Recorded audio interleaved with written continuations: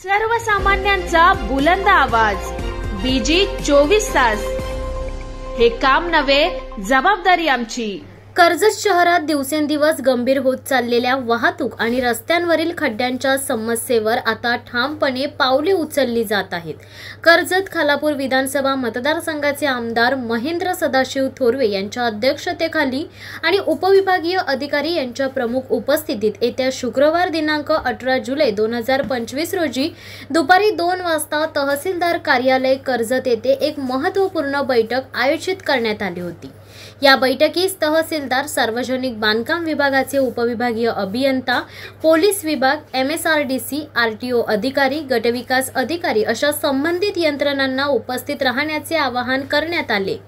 बैठकीत शहरातील वाढत्या ट्रॅफिक जाम, अयोग्य पार्किंग व्यवस्था, मोडकळीस आलेले रस्ते व विशेषतः MSRDCच्या हद्दीतील खड्डे या सर्व मुद्द्यांवर सखोल चर्चा होणार आहे।